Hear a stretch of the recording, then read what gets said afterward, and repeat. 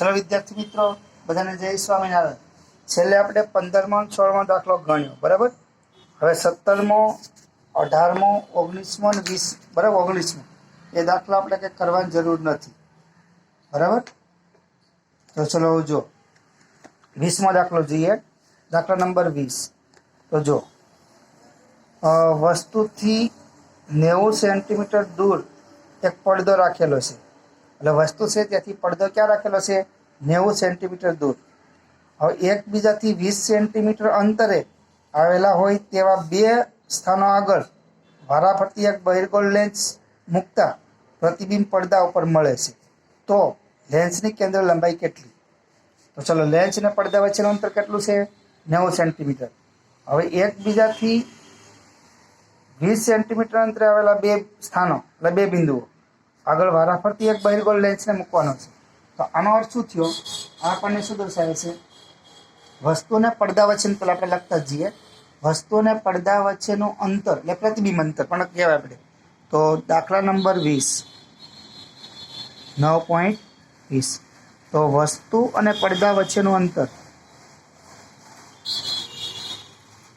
અહીંયા જે પ્રતિબિંબ આપણે પડદા ઉપર મેળવવાનું હોય પ્રતિબિંબ વચ્ચેનું અંતર પણ આપણે કહી શકીએ બરાબર। તો વસ્તુને પડદા વચ્ચેનું અંતર આપણને એને આપણે કેપિટલ ડી કહીએ। તો કેપિટલ ડી બરાબર 90 સેન્ટીમીટર આપણને આપેલું છે। હવે લેન્સના બે સ્થાનો છે એમની વચ્ચેનું અંતર જે આપણે લેન્સને બે જુદા જુદા બિંદુ આગળ મૂકવાના છે ને તો એ બે સ્થાનો વચ્ચેનું અંતર લેન્સના બે સ્થાનો એટલે બે બિંદુઓ કે તો ચાલે બે સ્થાનો વચ્ચેનું અંતર એને આપણે સ્મોલ ડી કહીએ સ્મોલ ડી। તો એ પણ આપણને આપેલું છે કેટલું છે 20 સેન્ટીમીટર બરાબર। હવે જુઓ તો આ લેન્સની કેન્દ્ર લંબાઈ કેટલી હશે? તો આ લેન્સ જે આપણે મૂકેલા છે દ્વારા ફરતી જુદા જુદા બિંદુ બે બિંદુએ એટલે આનો અર્થ એવો શું થયો? એક વખત બહિર્ગોળ લેન્સને આપણે અહીંયા મૂક્યો હોય બરાબર, પછી પાછા 20 સેન્ટીમીટર દૂર એટલે અહીંયા આ બીજું બિંદુ આપણે કહીએ એક બિંદુ એ પછી આ કહીએ બીજું બિંદુ બી। તો બીજી વખતે આની જગ્યાએ અહીંયા બહિર્ગોળ લેન્સને મૂકવાનો અને પડદો જે આપણે પહેલાં મૂકેલો છે 90 સેન્ટીમીટર અંતરે લેન્સથી આ 90 સેન્ટીમીટર અંતરે તો પ્રતિબિંબ તો ત્યાં જ મળે છે આપણને બરાબર। તો આપણે કેન્દ્ર લંબાઈ શોધવા માટેનું સૂત્ર અહીંયા બે લેન્સો એકબીજાથી સ્મોલ ડી જેટલા અંતરે રહેલા હોય ત્યારે સ્મોલ ડી જેટલા અંતરે બે લેન્સો રહેલા હોય ત્યારે બરાબર અહીંથી આપણે પ્રતિબિંબ અંતર આપણે કહીશું કેપિટલ ડી। તો આની કેન્દ્ર લંબાઈ એફ શોધવા માટેનું સૂત્ર છે બરાબર। વારાફરતી આપણે ગણી અને ગણતરી કરી શકાય એના કરતાં આપણે સૂત્ર યાદ રાખીશું બરાબર। તો સૂત્ર યાદ રાખશું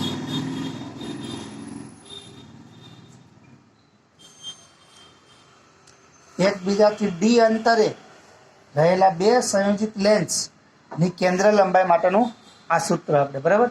એફ ઇઝ ઇક્વલ ટુ આ D square minus small D square capital D square એટલે કે લેન્સથી પડદાનું અંતર છે અને સ્મોલ ડી એટલે બે લેન્સ વચ્ચેનું અંતર ગણો અને બે બિંદુઓ વચ્ચે બે સ્થાનો વચ્ચેનું અંતર છે બરાબર અને એના છેદમાં 4D। બસ હવે આપણે કહીને એમાં કિંમત મૂકીને સાદુરૂપ આપણે આપવાનું છે। હવે ડી એટલે 90 તો 90નો વર્ગ માઇનસ સ્મોલ ડી એટલે 20 આ 20નો વર્ગ એના છેદમાં 4 અને કેપિટલ ડી એટલે 90 કેપિટલ ડી એટલે 90। હવે અહીં જો 9નો વર્ગ કેટલો થશે 81 અને બે શૂન્ય 2નો વર્ગ 4 અને બે શૂન્ય અહીં ગુણાકાર કરીએ 9 ચોકુ 36 એટલે 360। હવે આનો તફાવત લઈશું આપણે તફાવત બરાબર તો આપણને મળે છે 7700 અને છેદમાં 360। હવે આનો ગુણોત્તર લેશો એટલે આપણને કેન્દ્ર લંબાઈ મળે છે 21.38 એટલે રાઉન્ડ ઓફ કરીએ તો 21.4 સેન્ટીમીટર। તો આ સરળ રીત છે આ સૂત્ર ખાલી આપણે એક યાદ રાખવાનું રહેશે બરાબર। તો આ થઈ ગયો દાખલા નંબર 20। હવે આપણે જોઈએ દાખલા નંબર 21 કરવાનો 21 નથી કરવો 21માં જવા દો બરાબર આના પરથી છે એટલે। હવે દાખલા નંબર 22મો દાખલો જુઓ તો 60 અંશનો વક્રકારક કોણ એટલે પ્રિઝમ કોણ થઈ ગયો ધરાવતા પ્રિઝમની સપાટી પર કેટલા લઘુત્તમ આપાત કોણે આપાત થતા કિરણનું બીજી સપાટીએથી સહેજ પૂર્ણાંતરિક પરાવર્તન થાય। તો પ્રિઝમના દ્રવ્યનો વક્રીભવનાંક આપ્યો છે આપણને 1.524. તો જો આનો અર્થ શું થયો, આપણે શું કરવાનું છે જોઈએ આપણે. તો જો દાખલા નંબર 22 9.22 બરાબર. તો જો આવો એક 60 અંશનો પ્રિઝમ કોણ ધરાવતો આ પ્રિઝમ છે બરાબર. પ્રિઝમ કોણ એ બરાબર 60 અંશ આપણને આપેલા છે, એ બરાબર 60 ડિગ્રી બરાબર. હવે આ પ્રિઝમની એક સપાટી ઉપર પ્રકાશનું ત્રાંસુ કિરણ આવી રીતે એમાં આપાત થાય છે. આ આપાત બિંદુ આગળ દોરેલો લંબ એટલે આ આપાત કોણ કહેવાય. શું કહેવાય? આપાત કોણ, જેને આપણે આઈ વડે દર્શાવીએ, આઈ. હવે એવી જ રીતે આ પ્રકાશના કિરણનું બરાબર પ્રિઝમની અંદર પ્રિઝમની અંદર વક્રીભવન થાય છે. વક્રીભૂત કિરણ છે બીજી સપાટી પર આપાત થાય તો ત્યાંથી એનું પૂર્ણાંતરિક પરાવર્તન થાય છે. એટલે આમ પૂર્ણાંતરિક પરાવર્તન જોવા મળે છે. એટલે આગળ બહાર પ્રકાશનું કિરણ જતું નથી. આ સપાટી આગળ દોરેલ લંબ ગણાય. તો આ થયો આપણો વક્રીભૂત કોણ. શું થયો? વક્રીભૂત કોણ. અહીંયા આપણે આ વક્રીભૂત કોણ R1 કહીએ અહીંયા આગળ, અને બીજી સપાટી ઉપર આપાત થતો ખૂણો એને આપણે કહીએ R2 બરાબર. આ પ્રમાણે પ્રકાશનું પૂર્ણાંતરિક પરાવર્તન થાય છે. હવે પ્રકાશનું કિરણ બહાર જશે નહીં. તો પ્રિઝમના દ્રવ્યનો વક્રીભવનાંક આપણને આપ્યો છે n બરાબર 1.524 આપણને આપેલા છે.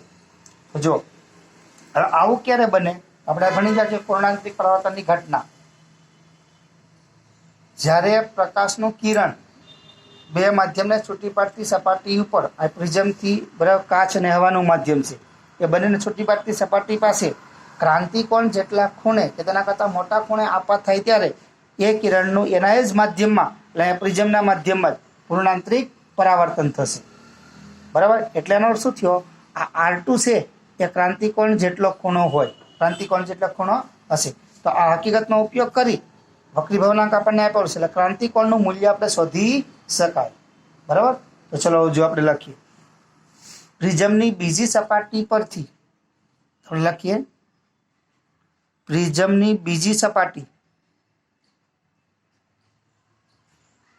પરથી પ્રકાશનું કિરણ છે, પ્રકાશનું કિરણ એનું પૂર્ણાંતરિક પરાવર્તન થાય છે બરાબર. પ્રિઝમની બીજી સપાટી પરથી પ્રકાશના કિરણનું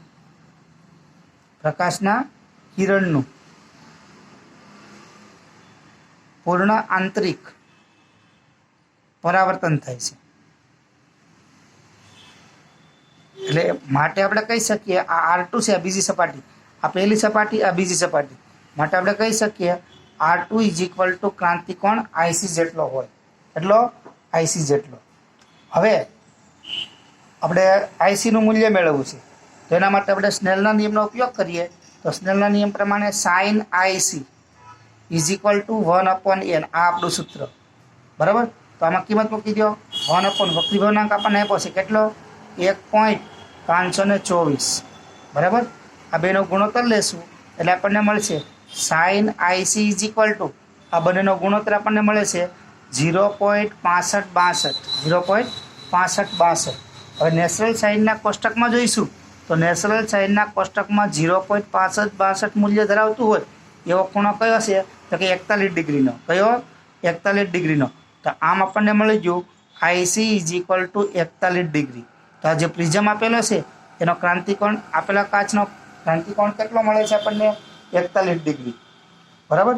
એટલે હવે બરાબર, હવે આપણે આ ખૂણો આપણે મેળવી શકીએ R1. તો ચલો કેમ એવું, તો જો આપણે જાણીએ છીએ પ્રિઝમ માટેનું પ્રિઝમ માટે થિયરીમાં આપણે ભણી ગયા છીએ પ્રિઝમ માટે બરાબર R1 અને R2 નો સરવાળો એ કેટલો થાય, એ જેટલો થાય. કેટલો? પ્રિઝમ કોણ જેટલો બરાબર. તો આના પરથી આપણે લખી શકીએ R1 = A - R2. એ બરાબર પ્રિઝમ કોણ કેટલો છે 60 ડિગ્રીનો. R2 આપણે મેળવા બરાબર, R2 આપણને મળી ગયા કેટલા છે ક્રાંતિકોણ જેટલા. એટલે R2 બરાબર IC = 41 ડિગ્રી છે. તો 41 ડિગ્રી આપણે આમાંથી બાદ કરી દો તો આપણને મળશે 19 ડિગ્રી. કેટલા? 19 ડિગ્રી. ચલો હવે R1 મળી ગયું. હવે આપણે આપાત કોણ શોધવાનો છે I. કેટલા ખૂણે પ્રકાશનું કિરણ આપાત થવું જોઈએ બરાબર. I આપણે શોધવાનો છે આપાત કોણ. તો એના માટે ફરીથી સ્નેલનો નિયમ. તો ચલો સ્નેલના નિયમ પ્રમાણે n1 sin i1 sin i is equal to n2 sin r1.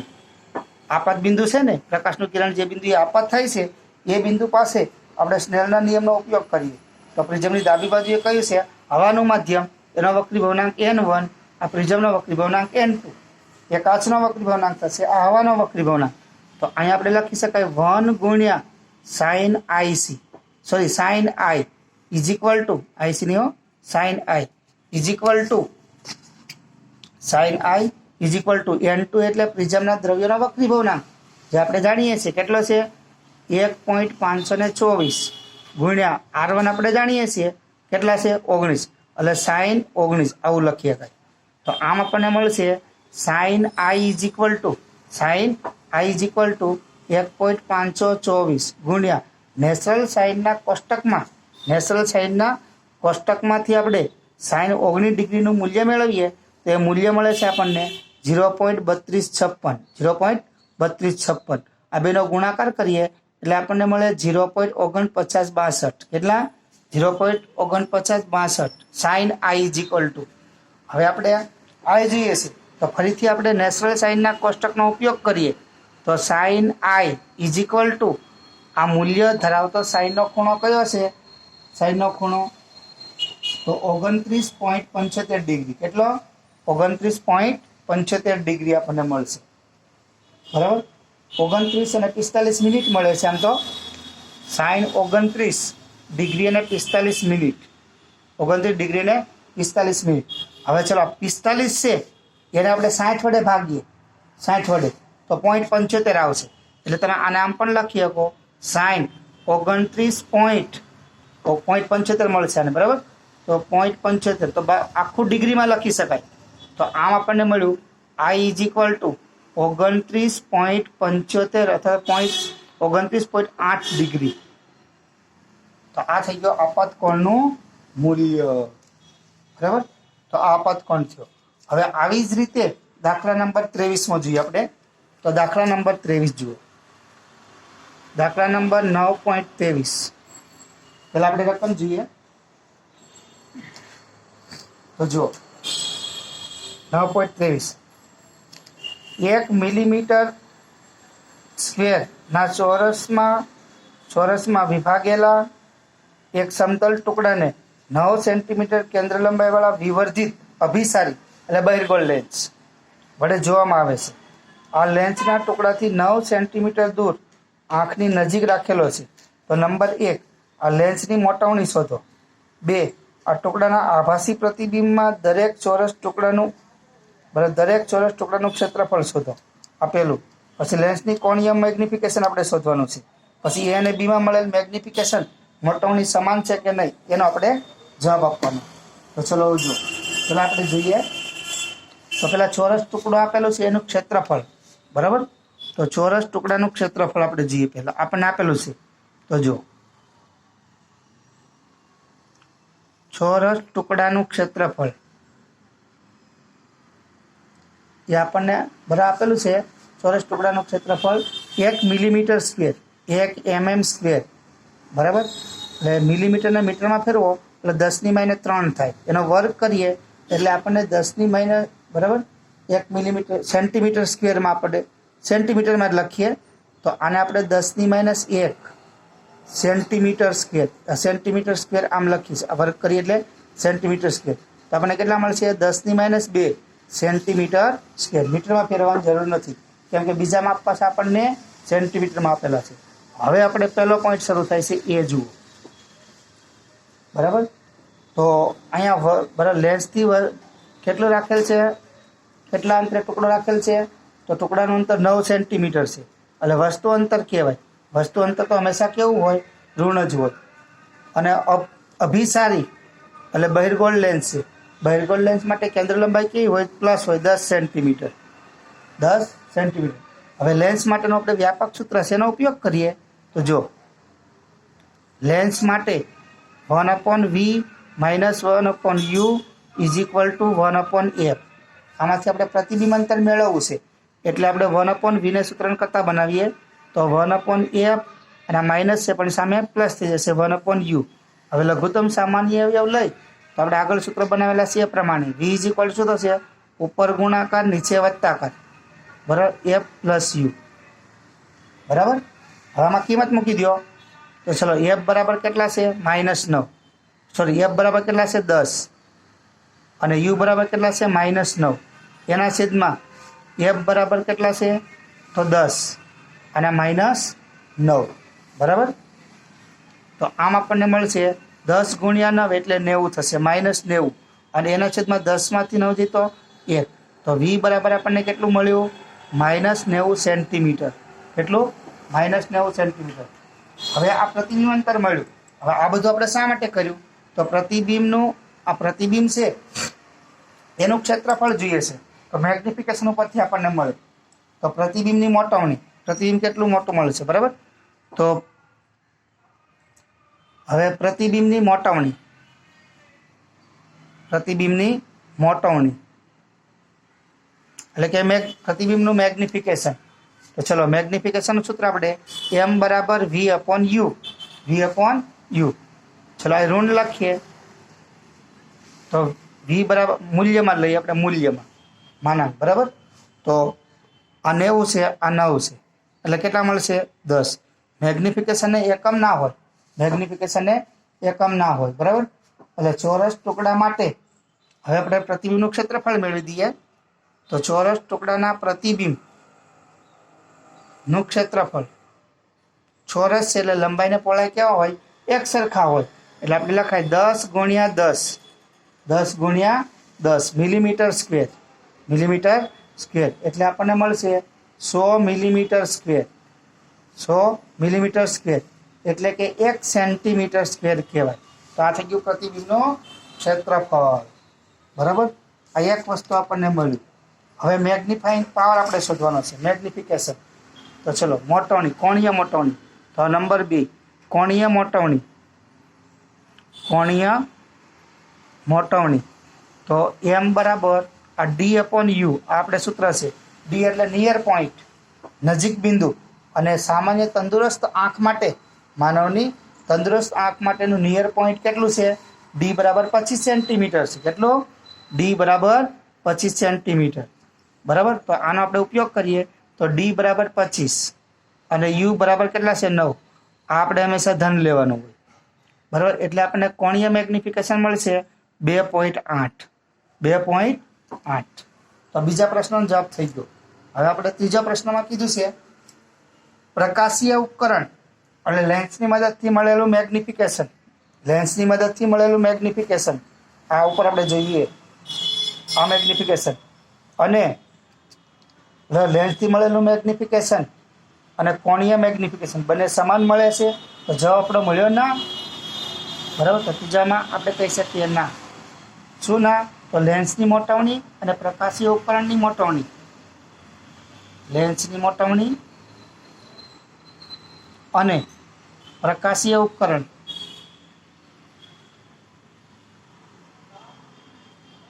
પ્રકાશીય ઉપકરણની મોટવણી સમાન મળતી નથી,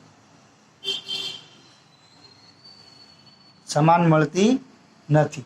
તો એ બરાબર, બે મોટવણી આપણે સમાન ન મળી તો આપણો જવાબ થઈ ગયો, બરાબર. માત્ર પ્રતિબિંબ નજીક જવા માટે મળતી મોટવણી સમાન થાય. ચલો રેડી. તો આ આપણો બીજા પ્રશ્નનો જવાબ થયો. વધારામાં આપણે કેવું હોય તો આપણે આમ કહી શકીએ મોટવણીનું મૂલ્ય, મોટવણીનું મૂલ્ય m બરાબર v અપોન યુ, આ પ્રકાશીય ઉપકરણ માટે. અને કોણીય મોટવણી, કોણીય મોટવણી m is equal to d upon you, d upon you, એટલે કે 25/u, 25/, માનાંકમાં u, આવું આપણને મળે. માત્ર પ્રતિબિંબ આપણે નજીક બિંદુ જોવા માટે ઉપયોગ કરતા હોઈએ તો મેગ્નિફિકેશન, બરાબર, મેગ્નિફાઈંગ પાવર બંને કેવા મળે, મોટવણી અને મેગ્નિફાઈંગ પાવર સમાન મળતા હોય, પણ એ આપણે કંઈ જરૂરી નથી, બરાબર. તો આ રીતે આપણે આ પ્રશ્ન થઈ ગયો, બરાબર. હવે ત્યાર પછીના જે પ્રશ્નો છે એ પ્રશ્નોમાં આપણે મોટા ભાગના પ્રશ્નો કરવાના નથી, બરાબર. 23મો પ્રશ્ન થયો, 24મો, 25મો, 26મો, 27મો, 28. હવે પછીના બધા કોઈ પ્રશ્નો આપણે દાખલા છે એ ગણવાના થતા નથી, બરાબર. તો જોઈ લો, એક મિનિટ બાદ જો હું જોઈન કરી તમને. 17મો 18મો તો આપણે કાઢી નાખ્યો, પરીક્ષાની દ્રષ્ટિએ મહત્વનો નથી. 19મો કર્યો આપણે, 20મો કર્યો, 21મો બરાબર કરવાનો નથી, 22મો આપણે કર્યો, 23મો આપણે કર્યો, 24મો બરાબર, 25મો, 26 થી કરી અને બધા પ્રશ્નો 26 થી કરીને પાછળના કોઈ પણ એક દાખલો ગણવાનો નથી. હવે જો અમે એકાદ બે દાખલા કરવાના હશે તો તમને આવતા લેક્ચરમાં કરાવી દઈશ, બાકીના બરાબર જરૂર નથી. તો અહીં સુધી રાખીએ. બોલો જય સ્વામિનારાયણ.